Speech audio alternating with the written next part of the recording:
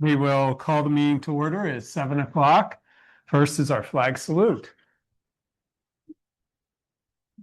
I pledge allegiance to the flag of the United States of America and to the republic for which it stands, one nation, under God, indivisible, with liberty and justice for all. All right. Roll call. Okay, Ms. Ballbacher is absent. Ms. Palpatello might be online, but she's She's not. getting online. She just got off the bus. Okay, so she'll be It's getting been online very soon. hectic. Mr. Hove, Here. Mr. Marks, Here. Mr. Oliverio, Here. Ms. Polkalnik, Here. Mr. Wozniak, Here.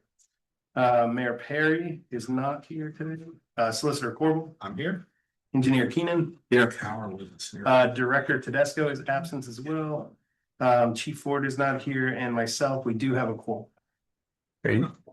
All right, the consent agenda on the OneDrive, we had the council meeting minutes from April 9th, also the bill list from April 23rd, and our reports from all the different departments. So looking for a motion to approve the April 23rd, 2026 consent agenda pending bill list approval by the Borough President, Manager, and Treasurer.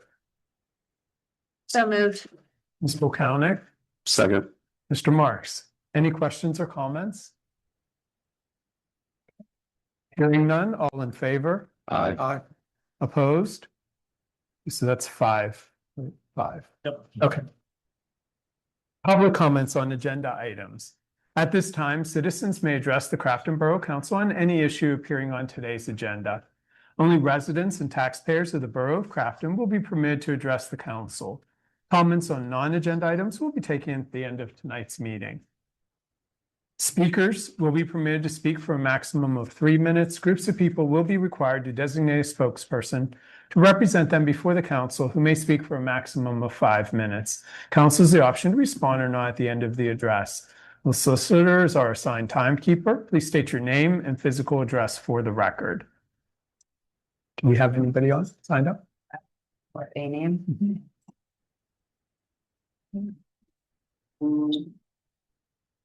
Did you get Karen? Okay. Yes.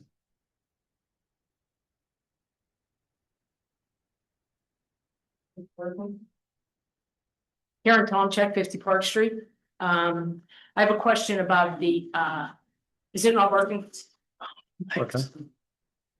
Can Can you hear? you hear? Yeah, it's picking it up. Okay. Okay, the construction on Park Street, before they started it, we were told that we were gonna get new sidewalks and new curbs on both sides of the street, all the way up and down. Now, this is just a rumor, but there are rumors floating around from the construction workers that they're not doing everything. They're gonna pick and choose the sections to be done. If there's a piece that's pretty good, they're not gonna tear it up. So I would like to know if, I'm figuring we're the last street they did all Warren, they did all of Coulter. So I'm figuring maybe they ran out of money and they're gonna cut, not do it all one part. So if someone can give me an answer on that, I'd appreciate it. Thank you. Okay. Thank you, Karen.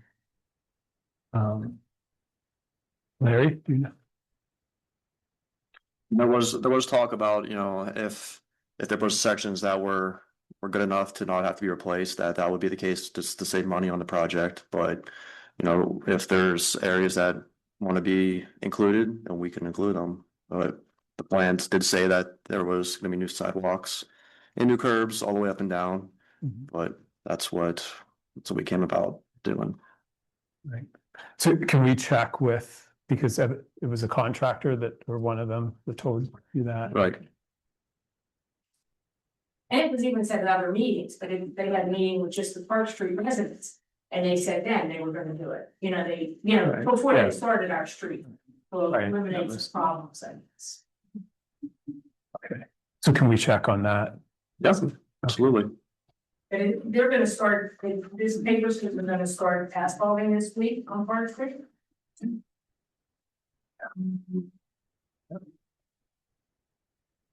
Monthly work Okay, start Tuesday. this week, yeah. Yeah. That would be the sidewalks and the curbs. Right. So we're gonna check. Yep. All right. Mhm. It's same old fell down right in my house. Okay. Yeah. Yeah. You mean this week?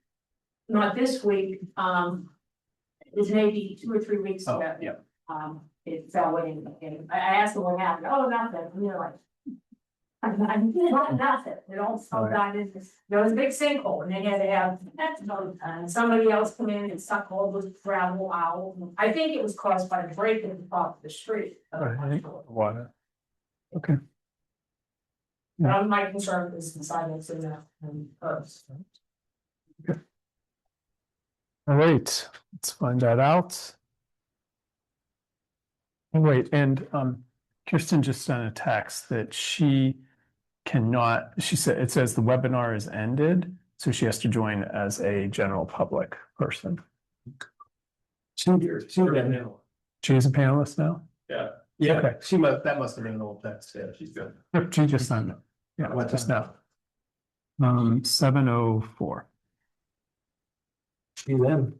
I say, Kirsten, can you hear us on your side or?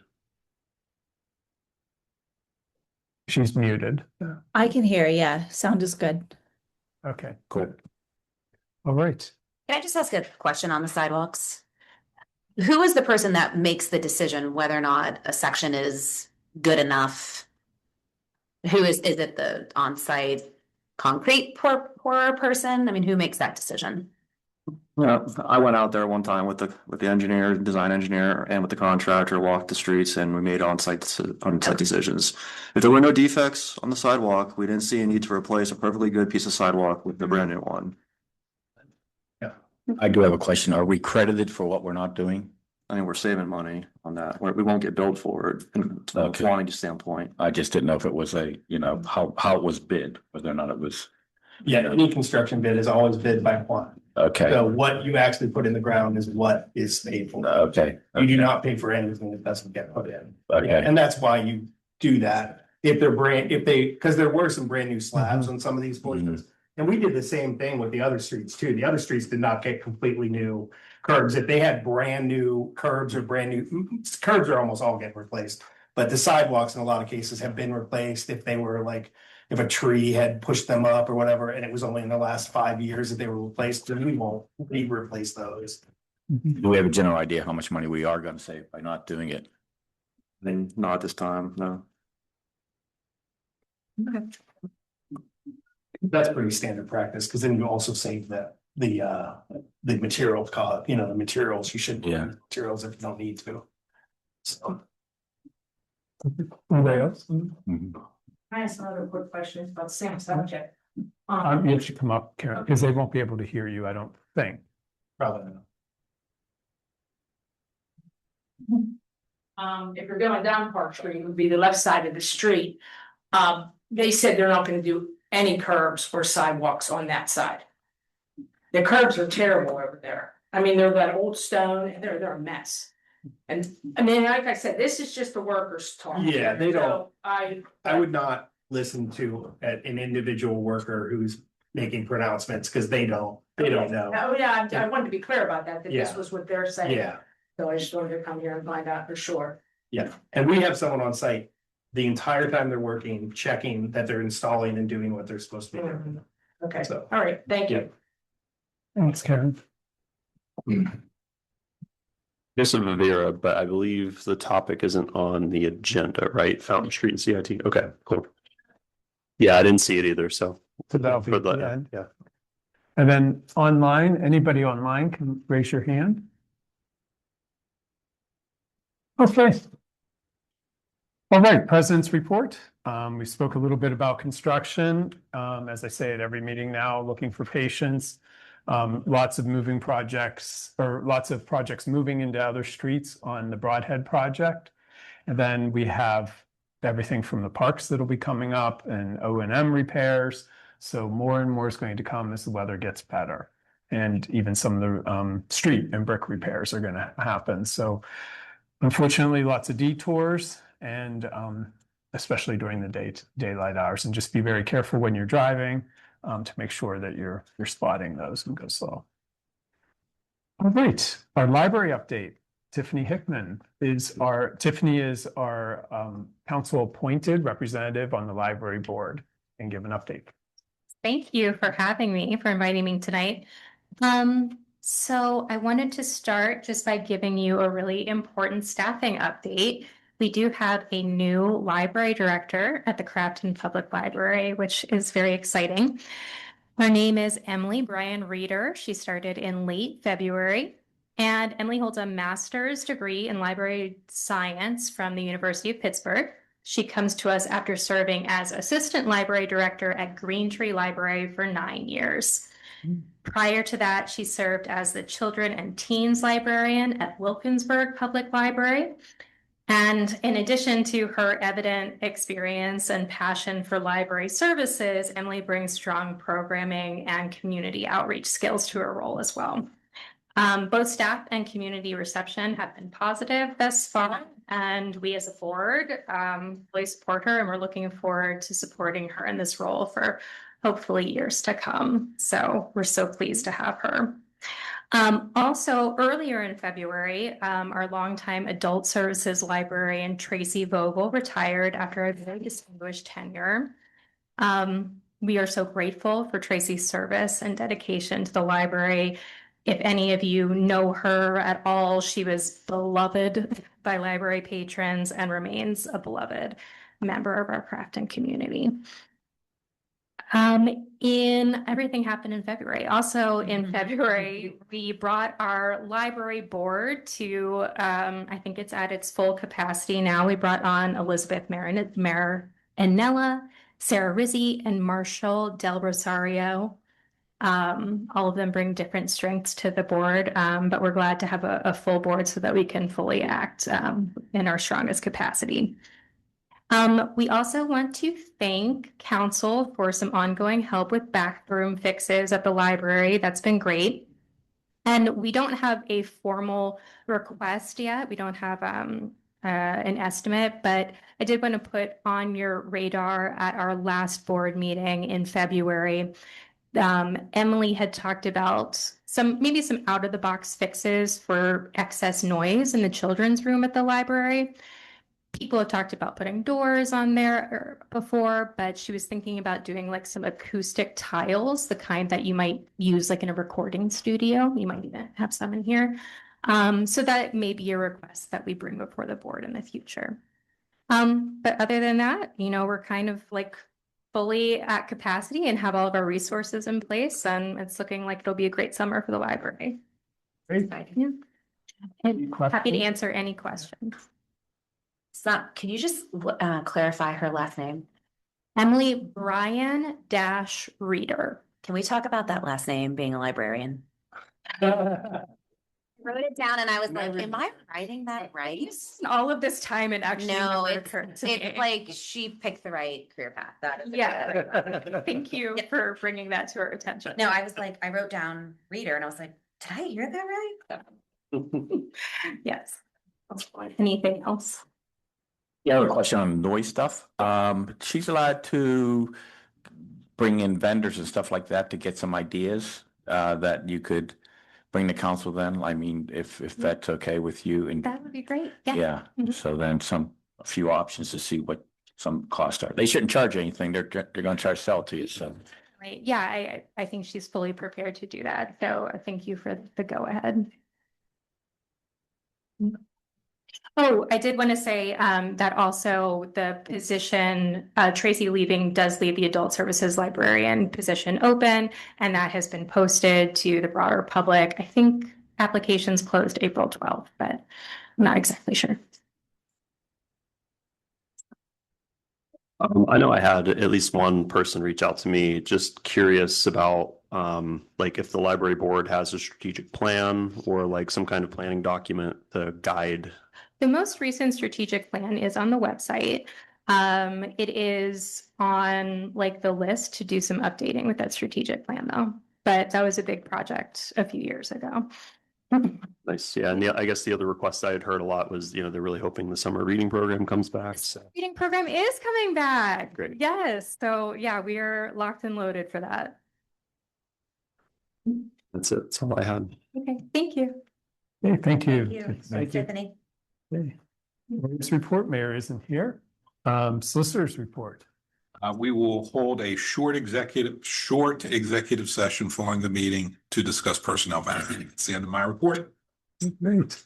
Manager's report, Mr. Price. Okay, first up, DCNR trail grant application. We talked about this a little bit at last meeting. I want, first I'm gonna change what's here. We have it listed, this has been a moving target.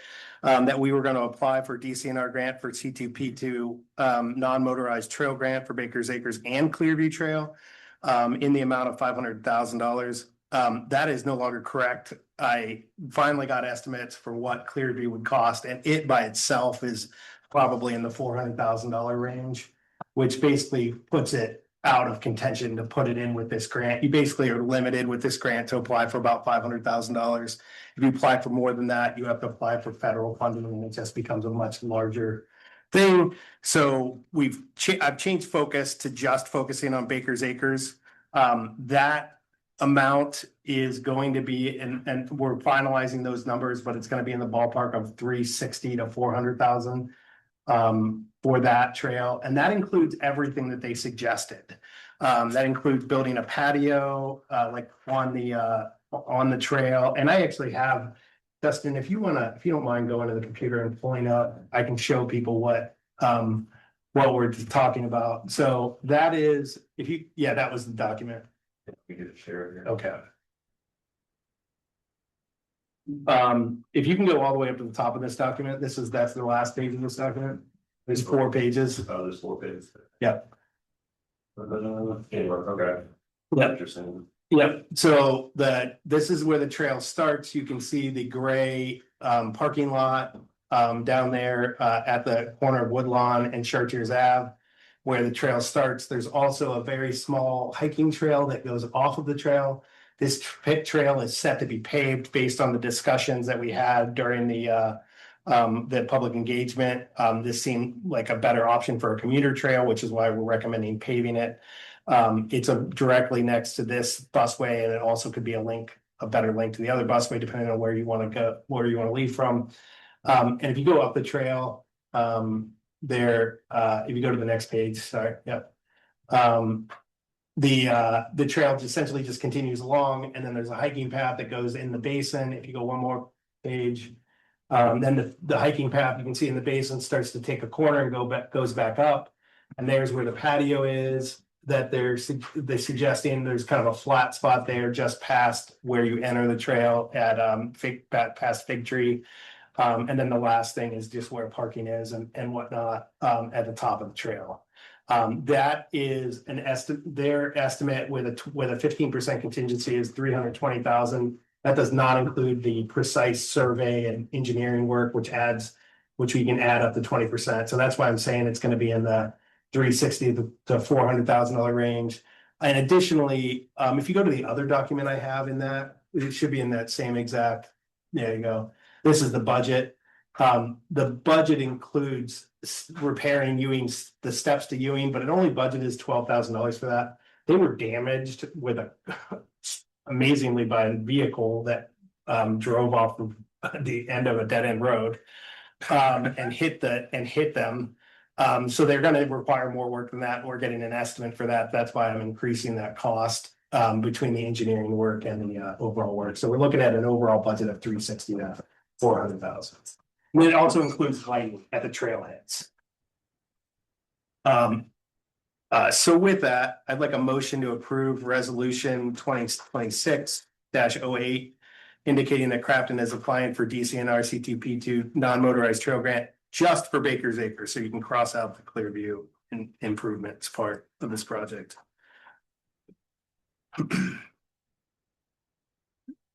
So moved. Ms. Polkownik, Second. Mr. Hof, any questions or discussion? What's the match amount on this grant? 50%. 50? And we do plan to apply for matching grants as well. Okay. Yeah. Probably LSA, CITF, and GEDDF grants. GEDTF. Jim, do we have a timeline for which one of those opens next? We're like preparing to apply. That's a great question. I think they all open in the fall, like August, September, but I will confirm that. Another thing too, I was asked to reach out to the rep about doing the on-road trail connections. And they did state that those are not attractive for these types of grants. If we already had an extensive trail system that they were connecting to that were already finished, they'd be more interesting. So next year, if we do another trail and add a connector on with it, connecting to this trail, if this trail gets improved, that's a more attractive option. They basically told us that they're not generally very attractive, but if they're connecting to other trails, then they become attractive. Finished trails. So. Any other discussion or questions? Hearing none, all in favor? Aye. Opposed? Kirsten, you're yes. Yes, aye. And we should note that Kirsten joined the meeting, I believe it. It was about Yeah. 7:04. Okay. After the consent agenda. Yep. All right, motion passes. Great, thank you. Next up, 30 Elmwood, I've been reporting on this demolition process. We're still waiting on the Act 152 funding to be approved. But we have moved to the next step, so we're thinking that's gonna happen any day now. Then the next item is code enforcement and work order software. We are still working through getting that implemented. We had some issues with getting GIS connected to it. Hopefully, we're aiming at the end of the month, but it might now move into May before it's and up and running. But that's concludes my report, unless there's any questions. Jim, like end of May, mid-May, what do we? Hopefully, well, I was hoping the end of April, so Soon. Yeah, it's just a matter of like a couple of technical glitches that need to be worked out, and then the rest of it is tested really well, so. Engineers report, Mr. Keenan. Good evening. First item is the Broadhead Sewer Separation Project. The update is that the Broadhead Sewer installation has ended, has moved on to Cornell. Park Street concrete work scheduled to start on Tuesday this week. Coulter Street trench paving is scheduled for this week as well. Warren Street full depth paving up to the base layer should also be completed this week. Belvedere, the only work on Belvedere is having an inlet installed near the Cornell intersection. Closure of the trail portion is still in effect until final restoration takes place when it is paved. The expected project completion slated for October 2026. Milling and paving expected to begin at the end of April. Weekly contractor meetings and updates to the Borough construction webpage are ongoing. Next is the Prince Street sewer project. The city approved the resolution and we are moving forward with the eminent domain process. Next, C20 sewer separation. The contractor is currently working on satisfying the punch list items. No update yet on how much they've completed. Next is the DPW building. Construction is still ongoing, but the finish line is in sight. Road paving was completed from the water main extension that was done. Right now the drywall is being installed and DPW picked out the paint colors that will be going on the new walls in the interior and planning to have construction done by National Public Works Week, which is May 17th through the 23rd. Next is the 2026 Crafton sewer system repairs, operations and maintenance. Right now, the only update is the project work has begun. And a reminder that this is a 2-contract project, A and B, excavation and manhole to manhole lining. Next is the Noble and Millwood Parks. Again, this is a $500,000 project. Budgeted $250,000 grant with $250K match. Gateway is currently working on putting together the bid documents, finalizing the plans and other project documents. After speaking with the grant PM this week, they're looking to have that all done, put together by mid-May. Out to bid June with construction to start in July. Next is Ewing Road. Project was awarded to the lowest bidder, Independent Enterprises, with the alternative bid of $67,030. Work is expected to last a few weeks. And further updates that the award documents were sent to them for signatures. Next is the Crafton Boulevard improvements. This was backed by an LSA grant, $120,000. The extension was requested, and right now we are planning the next steps. Next is the bathhouse floor. The new floor coating was scheduled to be installed from April 24th to 25th. That has changed because the material supplier did not send enough of the material to get started. In fact, they only sent about 25%. 450 gallons. They need about 1,800 gallons of this material to do the project. They're expecting to get the rest of that next week, with a new start date to be determined. Next, the storm detention clean out, finalizing the contractor selection and scheduling. The contractor was selected, and I did reach out to them to check their availability. Looking to get this work done on May 21st or the 22nd, because that's when the school is not in session those days. So the parking lot should be open and clear for access into the system. Just sent them another reminder email before coming here, asking if they're available or not. More to come with that. Next is the Crafton Elementary Boulevard Streetscaping Project, backed by a $1.39 million grant. Planning will begin with the school and the city of Pittsburgh this summer, with construction plan for next year, 2027. Next is the 2026 road paving and brick plan priority project, 2026 Brick Street repair project. Project involves priority areas including brick streets, curbs, infrastructure, and concrete header repairs. The impacted streets included are Clearview Avenue at the Mill Street intersection and 3 other nearby areas. North Grandview Avenue in front of addresses 8 and number 10. I have on here also that we are waiting for PA American Water to complete their work. Right now, they are doing some service line repairs at that intersection that overlap this work, and right now we are waiting for them to complete that before we can move in and do our brick repair work. But more to come on that later. Next is Bar Avenue around the manhole in front of 1769 Bar, Belvedere in front of 82. Project schedule is the 27th. Planned start date. With they're gonna start beginning to bring in equipment tomorrow, early morning. Another update of this is the possible change order.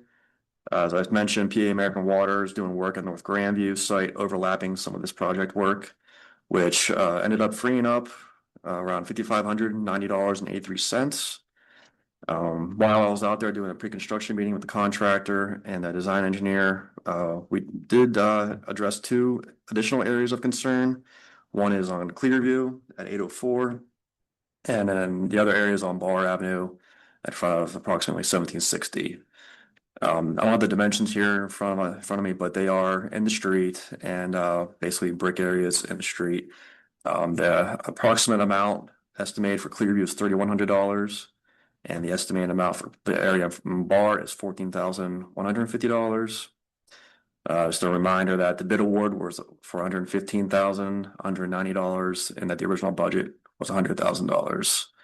And the discussion here is really if these 2 other additional areas of concern want to be included with the amount that's been freed up, or if want to just hold off on these areas for now. So PA American Water is going to take care of North Grandview. That's part of it. They're basically compensating us for the work that they would be doing if they had. So then that frees up $5,590, except we were over budget already by 15. Right. And this was projects from last year.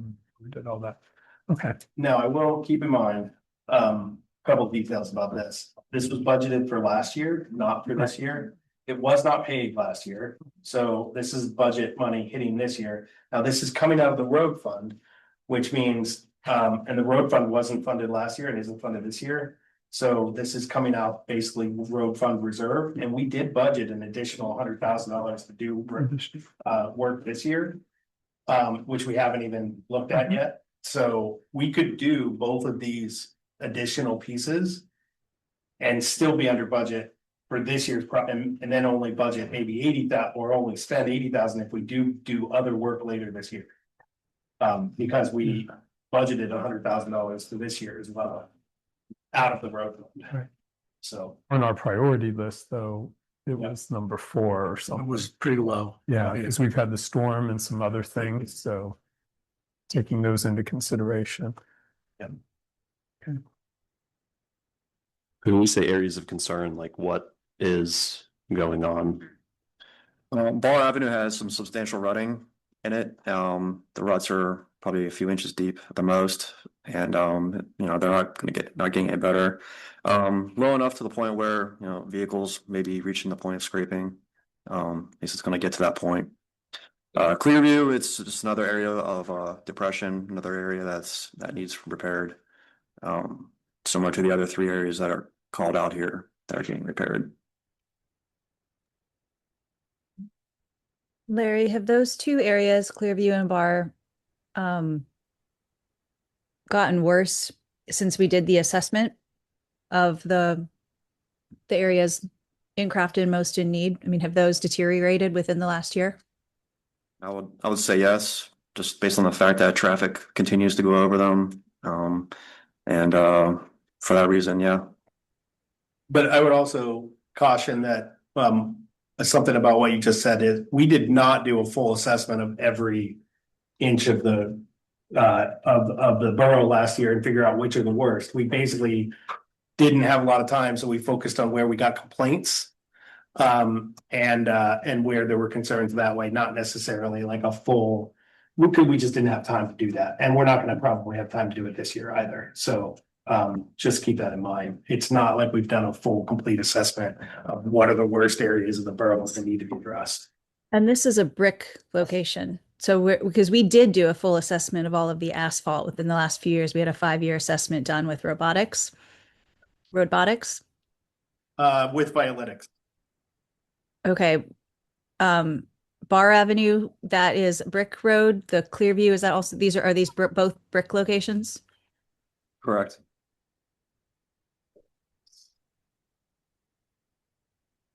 He said, Yes. correct. I don't know if you heard that. Yeah. Did we lose her? Did she drop off? She's still on there, but maybe she disconnected or having issues. Yeah, it's work. I'm here. I asked my question. You answered it. Okay. All good. And we're like, Any other thoughts or questions? I mean, if vehicles are scraping, that seems pretty bad. That seems like something we should consider addressing sooner. I know for a fact that one of the bricks got popped out a couple days ago by a car that bottomed out on Bar.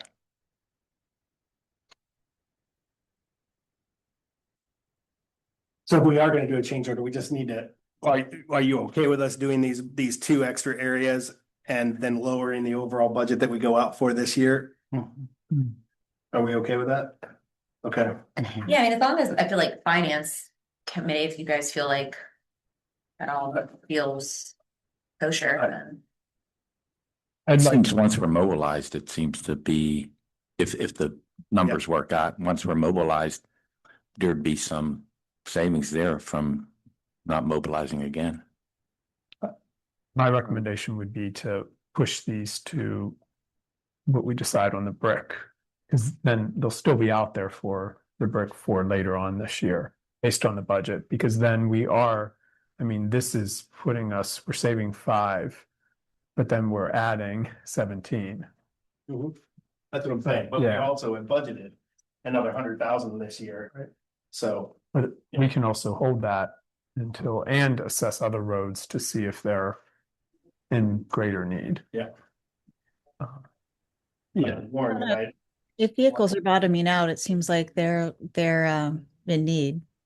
And if we have the budget to do things this year, but we have a contractor already in motion, we can address some of those things sooner with the same, and just shift the budget we had allocated this year into the active contract. As long as it's a net zero, as long as the numbers are still working and we can afford that, we're just pulling from the next round of budget and using it sooner. As long as we have it available, I don't see why we would wait to address a problem that's gotten that bad.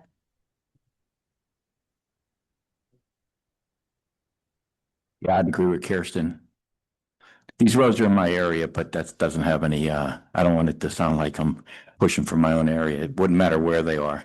I think once you got these guys out there in scope of work and all, and not rebidding and everything going on that way. And as we all have heard year over and over, prices are not going down. So the earlier we get some of these things fixed, if we're just shifting the money from what we're going to plan for next year or whatever, as long as we actually account for that. It sounds like we'd actually be taking, if we're already 15 over, we're going to be taking an additional 10 or whatever. We're only going to have like 75,000 instead of 100 or whatever that number comes out to. It just means less work next year. And every year that we delay any of this means we're going to get even less done with that same amount of money. So, there's plenty of other brick streets here too that are where people are bottoming out. Not to point out the huge hump on Oregon right in front of my house. Many a neighbor have come outside when people hit it going 30 miles an hour and end up on the curb. But yeah, it's I think we need to fix all of the parts of the road. This one now, if we can shift the money around and make it work, like fine. But I also kind of think if we had a more comprehensive layout of like the places where people are damaging their cars on brick roads around here, we'd have a really long list. Let's throw Division Street in there. That's my street. Do it. So Can we call for a motion then? Can someone make a motion to approve both of these? Do that. Yeah, it's on the agenda. Yeah. Oh, Can someone make a motion to approve both of these change orders then? I can, but feel free to coach me through how you want it worded. I'd like to make a motion to add in 2 additional change orders for 804 Clearview and 1760 Bar Avenue. In the amount of 3,100 for Clearview and 14,150 for Bar Avenue. Second. Ms. Comtello, any questions or discussion? Just want to make sure I'm not missing anything because I know I'm online. Is this okay with the finance committee too? We do feel like we can pull this from what was budgeted to spend later on this year, and we're comfortable with that we can cover this amount? Yeah, I'm fine with that. And from a finance committee perspective, yeah, it's totally fine. I think the biggest thing would be to make sure that we do make sure we have a clerical note, since this is all coming in as once, that we understand that there is money from the last year's money that's being lumped together with this year's money, so that we know that, and we're not forgetting and thinking that we still have that budgeted pot. We are taking some of that budgeted money for this change order, so. yeah, as far as like balances and stuff, I don't think there's any concern there. It's just a matter of making sure we track that we're shifting these numbers this way, and that next year when less brick plan priority stuff gets done, that this is one of the reasons why. And to echo what was said earlier in terms of the priority of discretionary budget items that we decided last time, this was a lower priority one when we this year's brick stuff is lower on the priority. So when we're talking about 100,000 as we continue through the year and keeping an eye on budgeted amounts and finances, that might not be what we actually end up having to spend. So spending a little bit right now seems fine, but we might not have that budget amount later either. So. Any other questions or discussion? Okay, all in favor? Aye. Opposed?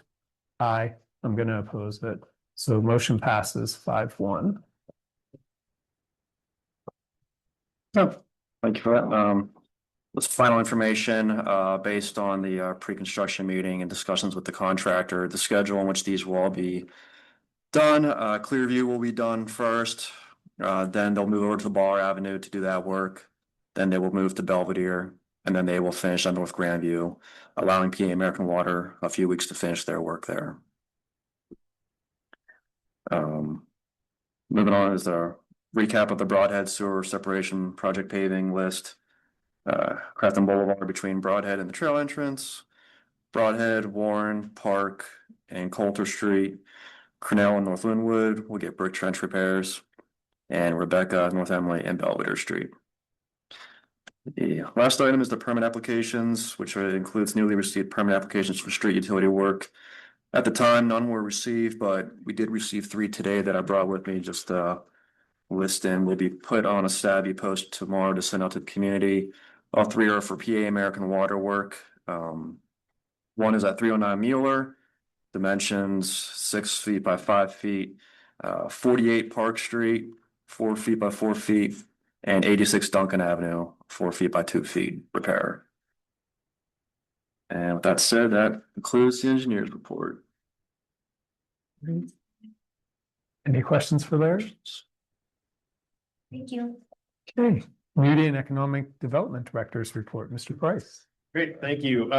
There's not really much to update here. 82 Belvedere, we're still working through the offers that we got. Working with the highest offer at this point. So there's really no significant update there. The court date too, did you want to? Oh, yeah, we did meet with the judge regarding the conservatorship on the 21st. And they were fine with where we're at with things, and they had no concerns. So we just we got a 90-day extension. Was it 90-day I extension? believe, but the judge also said that we can contact her chambers if If we need it. if the sale process isn't moving that quickly. So no, it's 90 days, but it's whatever we need. Frankly. Yeah, and she was very flexible about how we handle it too. One of the issues with some of the purchasers are that they need to be able to borrow against the title to do the work. And so we're figuring out how that might work. And we're still not sure that we have a solution yet. So we'll see as we get there. And then the Tricog Land Bank, we have not heard back from them on their in-depth review yet, but they are doing an in-depth review of the properties that we approved. That's it. I got something I'd like to add. I went to the Alum, which was really good. A lot of guys were here. A lot of people were there. Anyway, I had looked at some of that the Belvedere and what the Belvedere would have done if it was a if we went to land bank versus conservatorship. Just because earlier on we had talked about we should probably put a tool together that helps us to make those decisions about each of those. So I also got some information on the other 5 properties that we were talking about, some tax lien things, but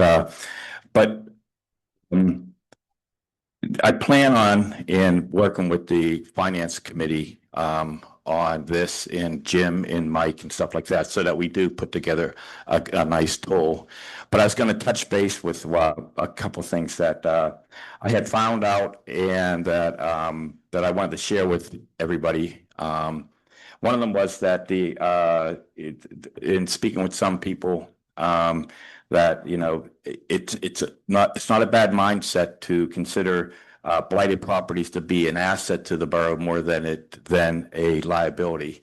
There's a fair amount of back taxes in a lot of these properties that we could recoup, mainly through like a conservatorship that way.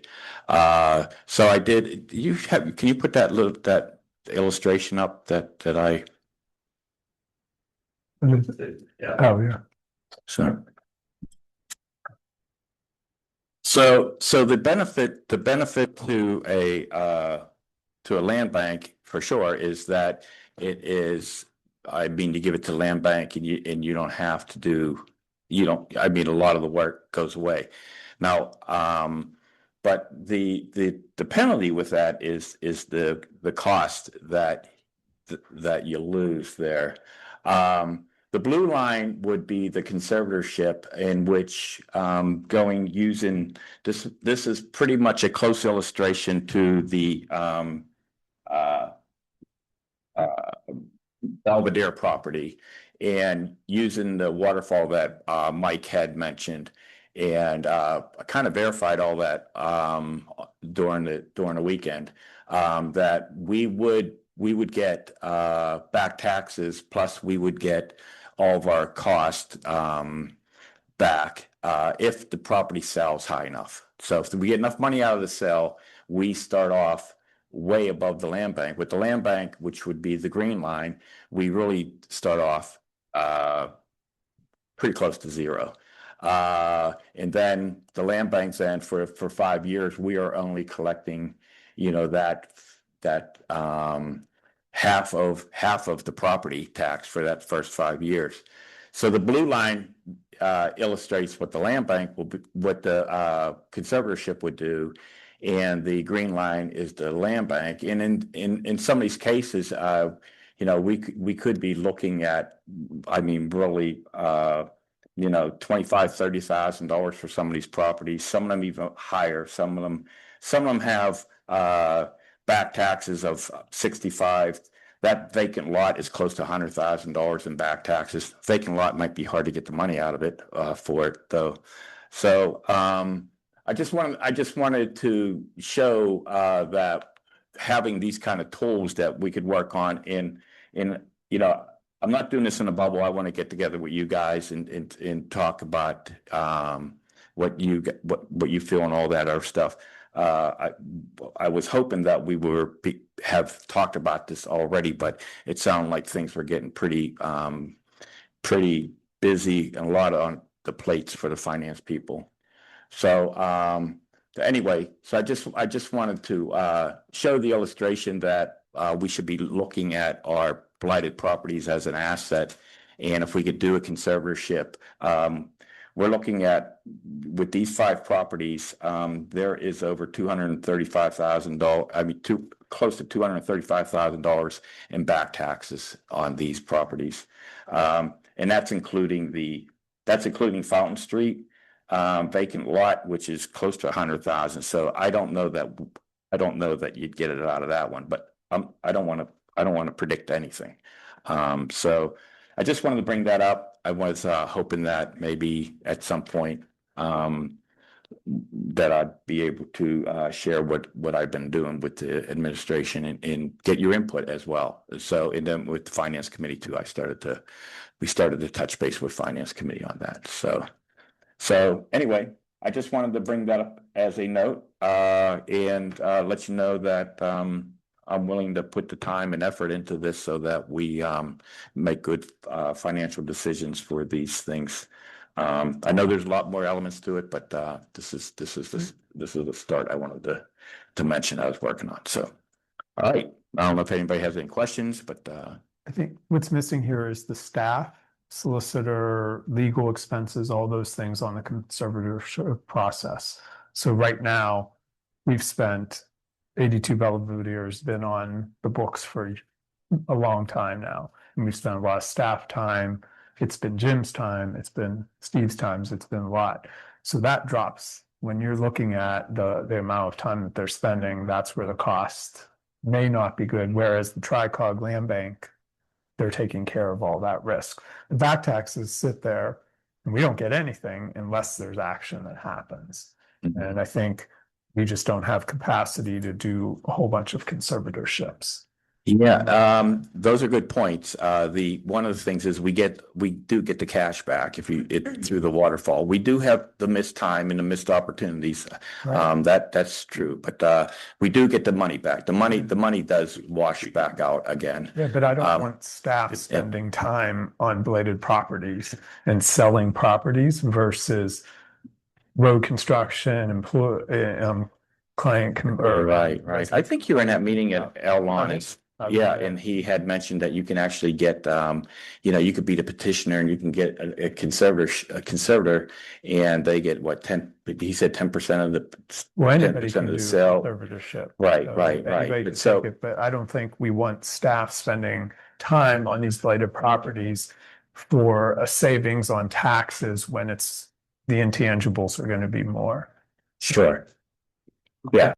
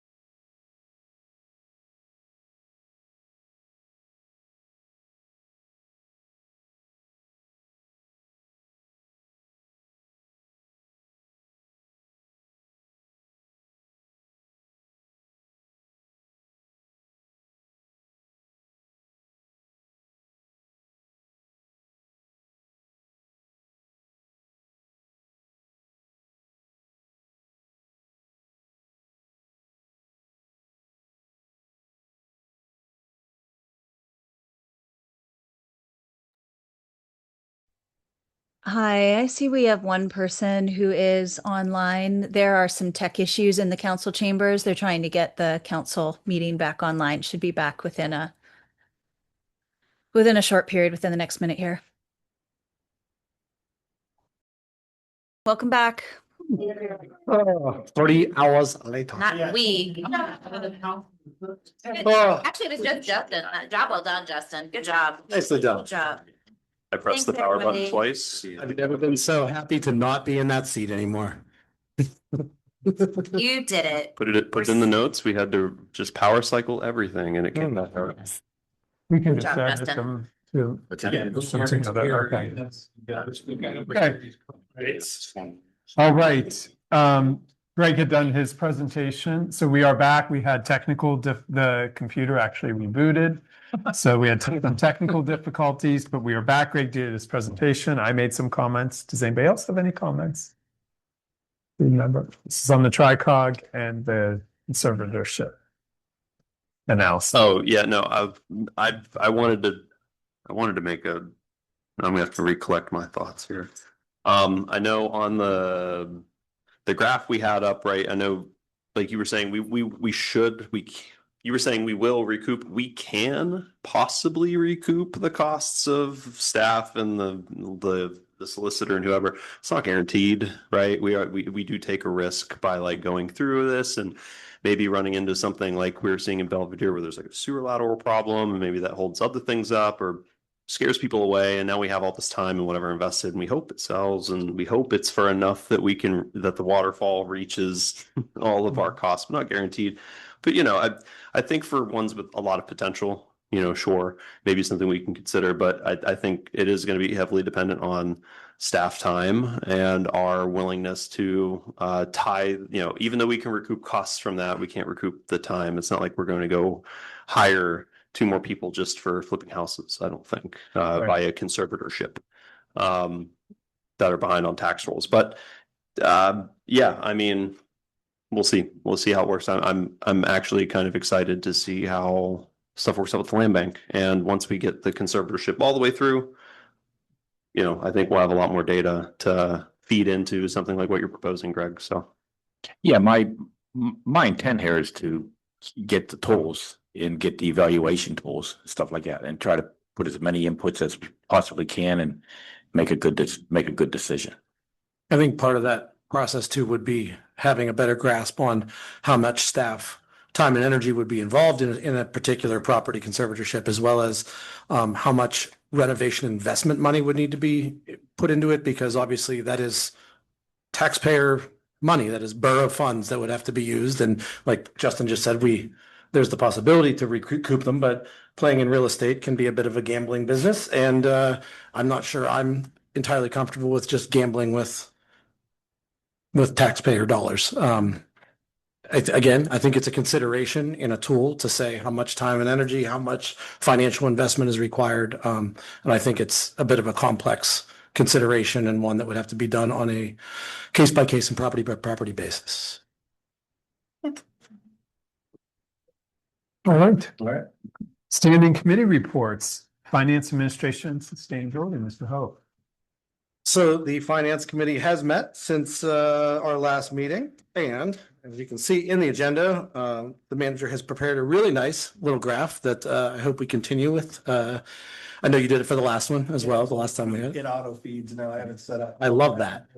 Efficiencies. So the good news here is these numbers are through the end of March, which is essentially the first quarter of the year.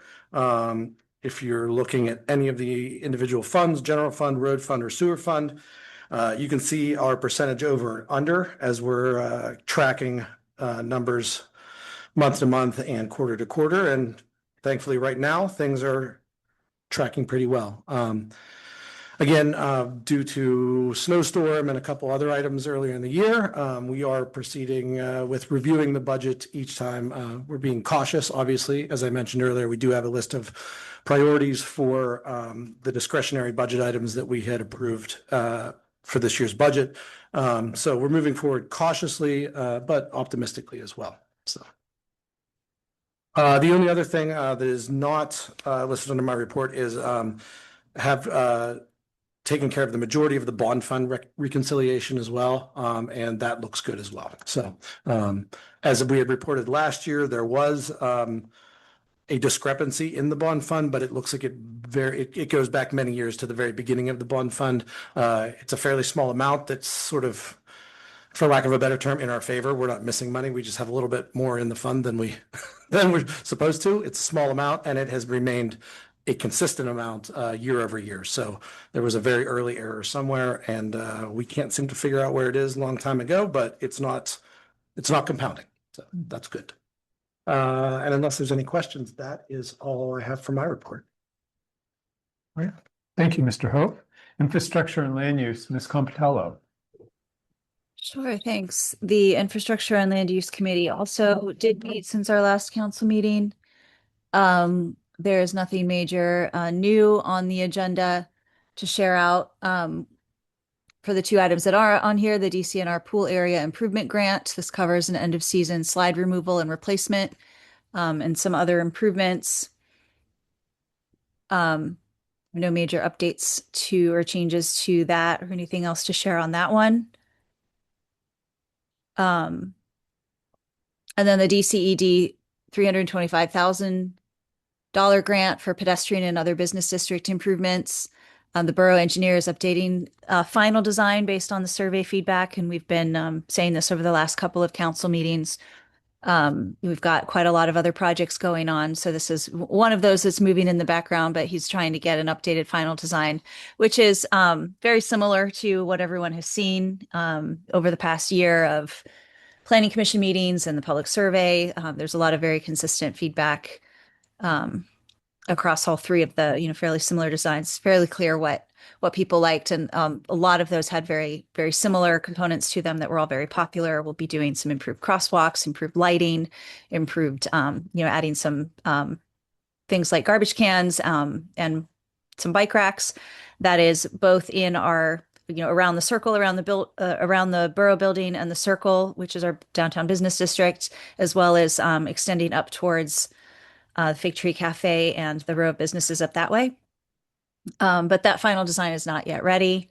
Some tweaks that are mostly focused, like we've said in the last meetings, on things that we have, just looking at what we can afford to maintain long term and making sure that we're making specific material choices that are maintainable. The only real new thing to update there is that we did have some discussions. One of the final items that we need to figure out is we are doing some improvements around the circle itself, doing some updated paint as well around the circle itself, and looking to update some of the landscaping in that. So we did talk a little bit about just what types of things we think would look nice, but also can be maintained. It's been a bit of a challenge over the past number of years. There's a lot of appreciation for the landscaping in the circle, but it is also can be difficult to maintain. So we're looking at making sure that we have a plan and we have plantings that we can maintain and that will look good year round. that was really the main focus of the discussion on those two items at the infrastructure committee. And other than some other status updates, which the borough engineer has already covered in his section, I have nothing else to report. Thank you, Ms. Compitello. All right, communication and recreation, Mr. Wozniak. Okay, so we met on April 21st, and in our meetings, we had talked about a recap of the shredding event and the dumpster fill and the things that happened on that weekend. Seemed like things went pretty well. There were some lessons learned that are going to be looked at, but nothing major. So then coming up on what's coming up now, the community events will be the Earth Day and Arbor Day at Crafton Park cleanup will be on Saturday, April 25th. And that starts at, I think we talked about that in the meeting. It's okay. Yeah. I remember you reminding us of that. And then Felix Amendola bocce dedication and summer kickoff is on Saturday, May 30th.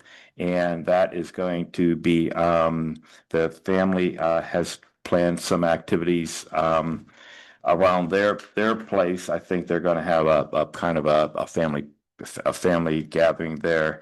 And then we will also have, I'm trying to find it on our list here. Give me one second. Bocce demonstrations, pre-read is Italian Ice. The pool will be open, mini golf will be open, and yeah, mini golf will be open. Watch, yeah, okay. Italian Ice from Rita's right. And the like I said, the Amendola family is having a private party in a parking lot for the of the apartments next to the court. And I understand that Mandy's husband, Justin, is creating a flyer. I'm not so we have that going on. And then there will be the July 4th celebration in the park. And it'll be 5 p.m. to the end of the fireworks, which is about 9:45, it says here. So they're booking a second band for that. There'll be a balloon artist, face painting, airbrushed tattoos, inflatable obstacle course, juggler, and there's going to be some artists, silk walker, balloon house. They're all confirmed. So those things are all going to be happening. There also is a chance that we may be able to give out some glow sticks and necklaces and things like that. So they decided that they weren't going to give out a bunch of little flags. They're afraid people might just drop them around and it may end up looking disrespectful. So, okay, then we have Fall Fest coming up. There'll be some food trucks, axe throwing, balloon artists, face painting, and they're going to keep the puppy parade, and but they're going to the petting zoo for the event the petting zoo is going to be at the Fall Fest event rather than the 4th of July event. Sounds like due mainly to because it scares the animals, things like that. So long as the stuff we did. Okay, then we have Halloween night at the mini golf in October. That'd be a 21 plus group. And then then the celebration of lights is December 6th, time to be announced, and the holiday house tour is going to be December 7th. Right now they have 3 houses and they're looking for more. So anyone anxious to open their house for that would be great. So we have the ongoing events, which is mini golf, which is June through September, with some special dates around the bocce dedication, the possible opening the 4th of July, 4th of July, 21 in Fall Fest to be determined. I'm not sure what that meant. So anyway, there'll be yoga in the park again, June through September. And they're looking to get an instructor to have yoga on the summer kickoff day. There'll be no yoga on July 4th or Fall Fest on September 26th. So we're looking for sponsors. We've got the American Legion, they're the bronze sponsor.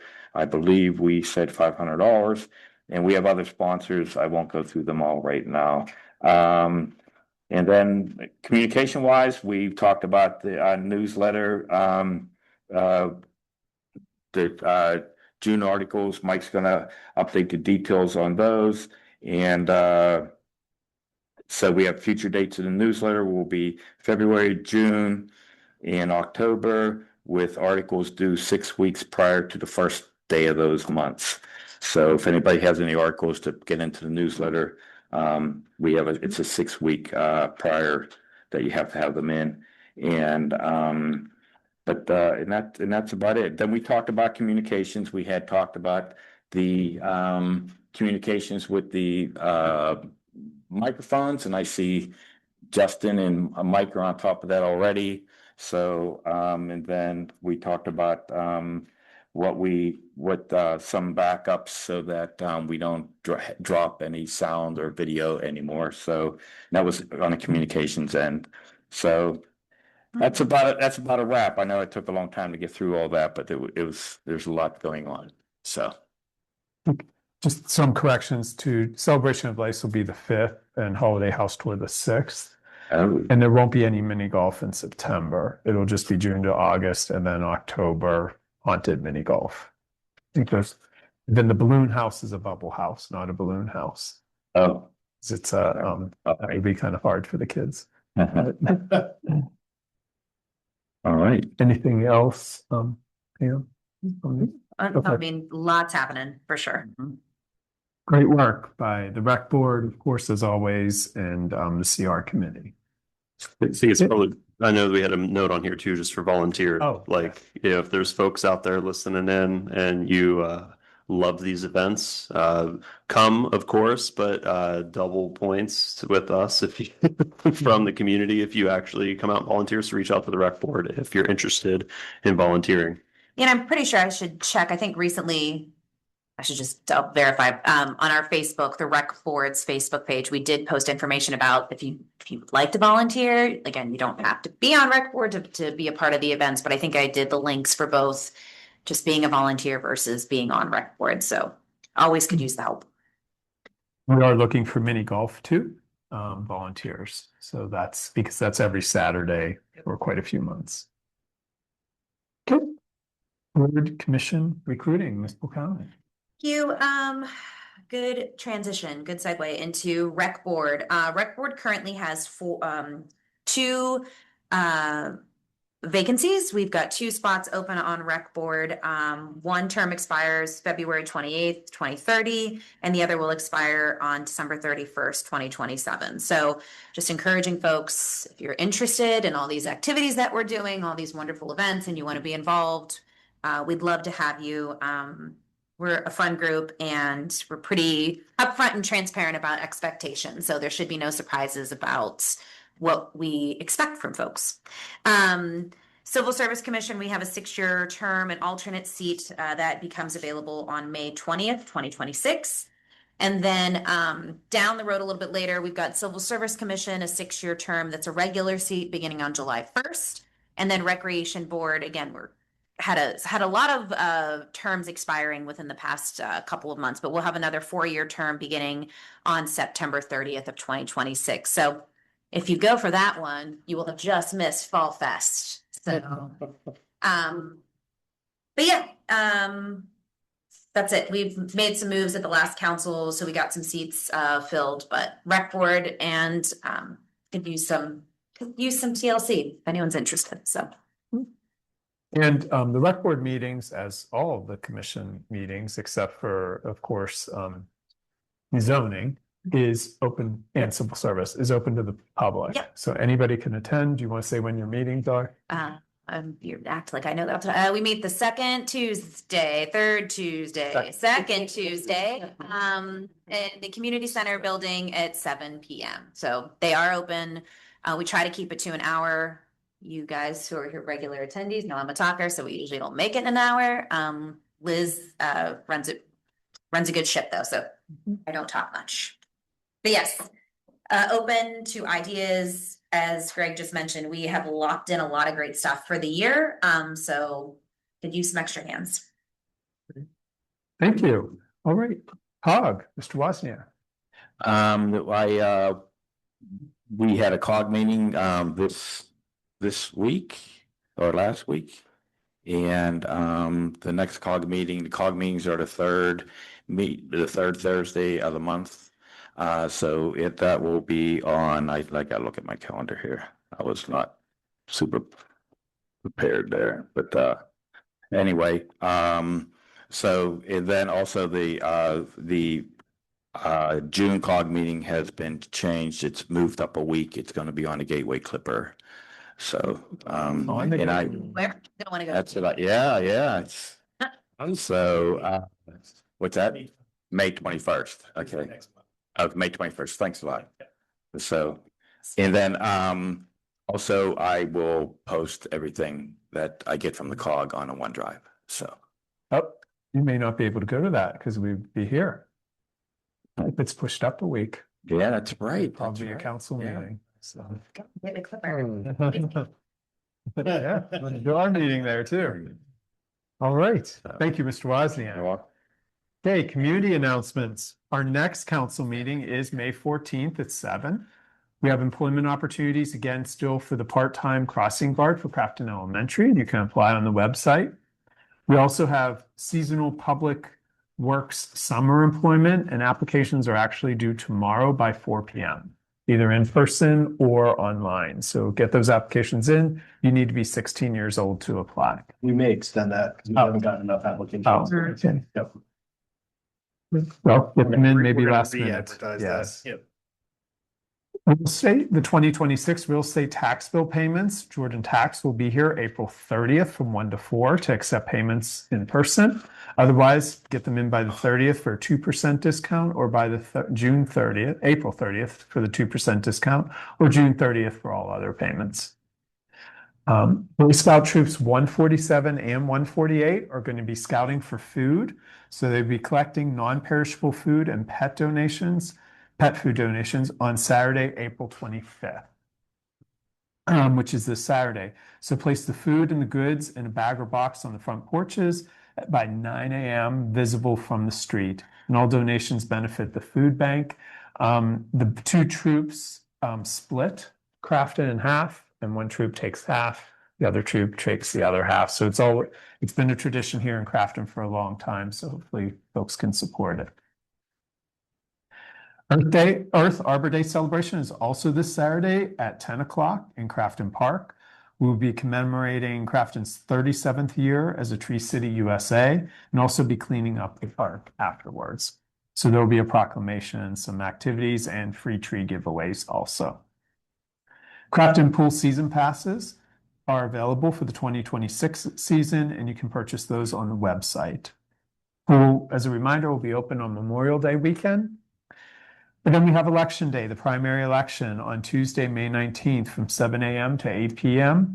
Make sure to confirm your polling location by district and ward. I also have one announcement that didn't make the agenda, and this was spoken at our last meeting. This is the Crafton Heritage 5K Thomas J. Witt Memorial Run Walk. That is Saturday, July 4th at 8 AM. Lace up your sneakers and join in on a morning of tradition, community, and fast-paced fun at Crafton Park. So it will start at Crafton Park. Whether you're a seasoned runner or a casual walker, help us honor our local legacy while celebrating our nation's birthday. There's a pre-race pep rally on Friday, July 3rd at 6 at Cafe 412 Events. Everyone is invited to attend and enjoy a complimentary spaghetti dinner provided by Cafe 412 and to meet the Witt family. Seats are limited, so make sure to register online and you'll get a confirmation email if you're confirmed for that. There's only, I think, 60 seats available. And that's for the pep rally, but you can register for the pep rally and the race online at craftonheritage.org. All right. Any other announcements? Okay. Public comment. At this time, citizens may address the Crafton Borough Council on any issue. Only residents and taxpayers of the Borough of Crafton will be permitted to address the council. Speakers will be permitted to speak for a maximum of 3 minutes. Groups of people will be required to designate a spokesperson to represent them before the council, who may speak for a maximum of 5 minutes. Council has the option to respond or not at the end of the address. The solicitors are assigned timekeeper. Please state your name and physical address for the record. We had the one person. We had Vera. Okay. Just come up to the mic and state your name and address. Name is Vera Smith. I'm at 91 Fountain Street, if you want to bring that up. It's at the corner of Sycamore, Chartiers Avenue, which, so, of course, in my opinion, so as soon as Ewing, which this is not the first or second time this has needed fixed, so I was actually wondering, I had to mention, do you have to take the lowest bidder? Or was that a choice? Okay. But, so one thing I think is as soon as that is considered now like a park road, because you're detouring everybody down Chartiers and Fountain Street. So, and I was told by the mayor last year, I don't think you can enforce 15-mile-an-hour, but we could at least put the 15-mile-an-hour up and maybe people will still go 20, 25 instead of 35. I don't know if you've been down Fountain Street, but it's like a single lane. And the people that live on the street, you know, we're cordial to each other. You pull over, but not when there's parades of 3 baseball fields down there with, of course, almost 1 car per child. And there's 2 teams on each field. So you're talking about 6 games. And you can imagine the traffic. And a lot of them do take Chartiers, which I've seen, but even the police have taken the landslide horses and tried to put them at the end of the streets. And then they come up Sycamore and still come down Fountain, which Sycamore is at my corner, and still go down Fountain Street where all the little kids play. What else? I mean, there was a no throughway sign at one time on those, and that's lasted for like a week. It was taken down. A neighbor last week put a sign up just to try to remind people, let's take the detour in and out, because there's no detour sign when they come out of the park. So they don't know to go. I mean, like I said, a lot of them do, because I see the parades of cars, but they're still coming down Fountain Street, which is like that's on street parking. And they do not stop at the stop signs, and once in a while they'll pull people over, but it hasn't been happening lately. And the horses are gone, so they're not gonna use those horses to the police were even blocking the road, so people couldn't like go up Sycamore and Fountain, you know, so, but they're not there because the landslide's cleaned up now, so, and the sign got tore down. It's like you can put up a sign for a garage sale or like I lost my dog, but not a sign to like try to keep your kids safe. So I'm just looking for like maybe more detour signs, because I don't think they even know once they get down Chartiers, they're like, oh, now where do I go? And then maybe a detour sign coming out of Ewing just to try to help a little bit. I'm sure there was more things. I mean, I've put cones down that road myself, and somebody took them. So I don't know if it's the borough or someone from the field. I even thought about putting flyers on people's cars down there. You know, to just remind them about, you know, our kids live here too, you know. So I don't know. Thank you. Time limit, but yeah, that's okay. Time limit. Yeah. I'm on it, but You are. it's a big problem, obviously, with even the cops would stop and say, hey, we didn't put that horse there for you. That's for they know it's a problem with all the people coming down that road, so. Thank you. We'll respond now. Yeah. Does anybody want to respond about that? Yeah, we can get, we can purchase signs so that the detour is also effective coming back. We can definitely do that. Beyond that, there's probably not a ton we can do right now, and it's gonna be fixed in probably about a month. It'll be done in a month, so we don't want to spend a ton of capital right now because it's gonna be fixed relatively soon, so. Yeah, maybe just a couple more detour signs might help, because like I know I was at the bottom of the road before, and I've seen like people like like, now where do I go? And then she's ready to come up Sycamore, and I'm like, can I go that way? Yep. So, and Okay. I do my part to try to squeeze them out of the street when I'm coming the other way. Okay. Thank you. Anybody else? Corey?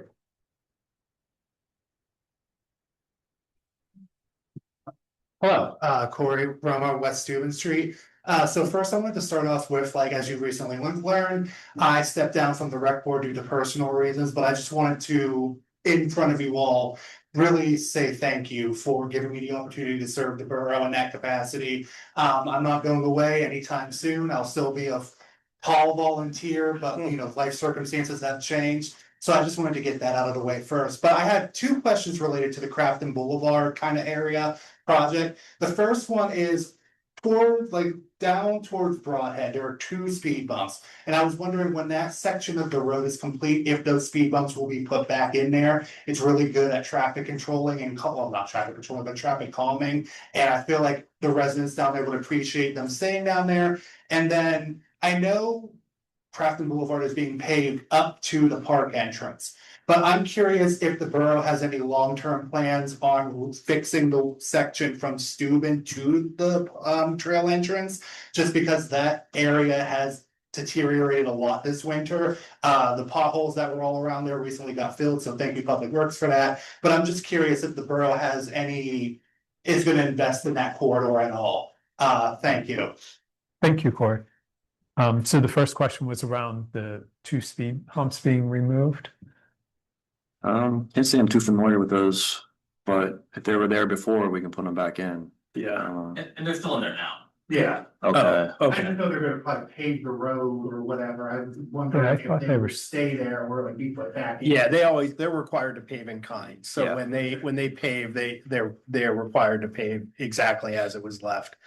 And then as far as the other question is concerned, there is not currently plans, but we have definitely heard that. This year we have a pretty small amount budgeted for paving, and that's two roads that are getting paved. That one, the alley Yeah. up by Linwood Park, right? Yeah, fountain between Sycamore And then Fountain. and Promenade. That's right. And then that bad area of Fountain, that is also, so this would be a next year project, but yeah, you're like the 17th person I've heard that from, so it's gotta be on the list. So, Thank you. yeah, thank you. Anybody else? Yeah, Karen.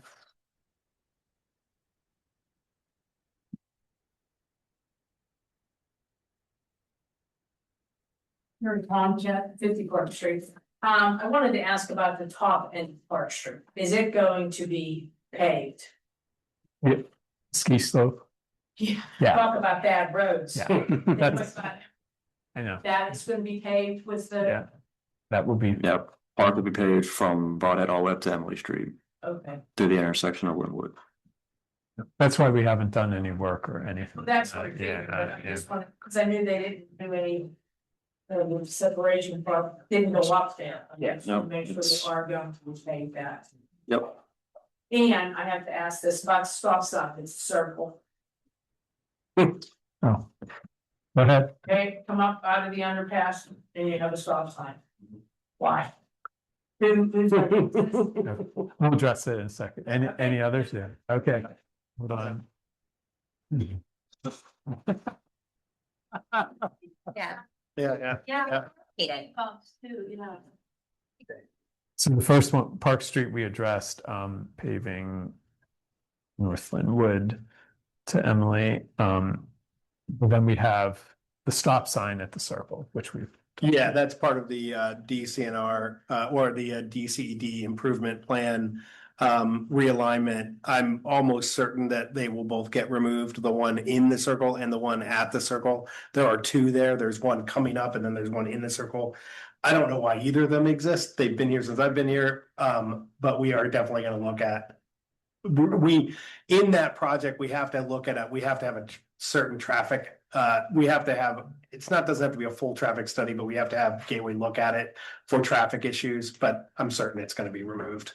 Once we realign it, because they're both shouldn't be there. They make no sense. You should never have a circle when. I mean, that's the idea behind a traffic circle is to remove stop signs, so I have no idea why either of them are there. But apparently at some point someone thought they should be there. Yeah, to stop all those kids from burning out in circles infinitely. Stop sign in there. Anyone else? There's somebody online. Okay. Online, Chris. Yeah, let me give you there you go, Chris. You should be able to unmute now. Hi, Chris McCormick, 501 Clearview Avenue. Regarding the TriCog and the conservatorship, I'd just like to say that we're not Pittsburgh. We don't have the large budget and thankfully the large deficit that goes with it. So, I mean, like the sidewalks, we're having professionals come out and do them. We're not having Public Works do it. So I think if you can have a professional come do something for you, maybe we should, because we don't really have the staff and budget to do that, I don't think. And like, also, if you have a roof that needs replacing or something, you don't go and become a roofer and figure out how to do it yourself unless you know that's your trade. You go and hire a roofer. You get a professional to do it for you because they know what they're doing. They can do it for you for probably cheaper than you can, and you don't have to worry about wasting staff time to do it because, like, the borough president said, staff do have jobs to do, and if we take them away from their current jobs to do another task, then either current tasks fall out of their, they just drop them for whatever reason, or they don't get done, or we have to hire more people. And I don't necessarily know that our budget can support that. I mean, as far as I can tell, we've had a balanced budget for a while. Our taxes haven't really gone up for the borough anyway, which I appreciate. So if we can keep more of that, I'd like to do that, especially when there's no guaranteed reward for it. Corey made a comment about speed bumps on a street that's being repaved. I'm wondering if any thought's been given to possibly putting in chicanes. I don't know how that works with snowplows or anything, or if it's feasible, if it makes any sense, but I'm wondering if speed bumps can't be done, or they're worse for snowplows, if chicanes might be any better. And then the last thing, someone mentioned the circle and how there's stop signs in it. I think it's because on Cornell Avenue, when you're entering the circle, there is no yield sign and no stop sign. People from Cornell looks like technically have the right of way. So everyone needs to yield or stop for them. So that might be why the stop signs are there. So if they are yield signs put in, can we make sure that there's also one put on Cornell? And if that happens, I don't know if maybe we need to post traffic pattern change signs or something further down the street, because a lot of people are probably used to not having to yield or stop there. That's it. Thank you. Thank you, Chris. So the first one was, I guess, more of a comment around the TriCog and conservatorship. The second one was putting in, and I couldn't catch it. Okay. So a chicane is essentially basically it's a way to direct traffic so that it slows it down. So they come in a lot of different forms. It's putting a false wind in a street. Yeah, if you look up chicanes. You know those fake roundabouts should say that has like the little island in the middle, which are basically what that is. So. Well, those are similar. Those are actually roundabouts. A chicane is similar, but it really is right. There's an example. The first image, click on that one. That's a good image of what a chicane is. Oh. So it essentially just forces you to drive around obstacles. Yeah, they can be really effective in certain use cases. I don't know that I would have to look at whether they'd be effective in the cases that we have. For example, like on Ewing Road, it's too narrow for that. And probably, it might be more able to be used on areas of Crafton Boulevard because it's a little wider. But I'd have to look into it. But these also do have issues with Public Works and paved plowing, because you have to know exactly where those are, or you're going to damage plows. And so they have an issue similar to what bump outs do, and what speed bumps do, which is they can damage plows. But we can look into it. We had not considered that as an option. The third item was the circle, and it now makes sense because when you come up Cornell, you don't stop, and you don't yield, so you just go. And then if you had those folks going and the folks from White Street going, there will be a crash.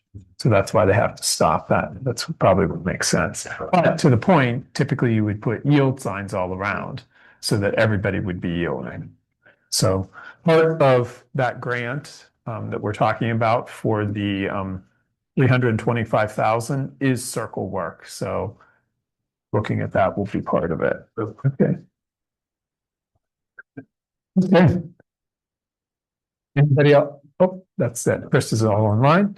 It is 8:46. Meeting is adjourned. Thank you, everyone.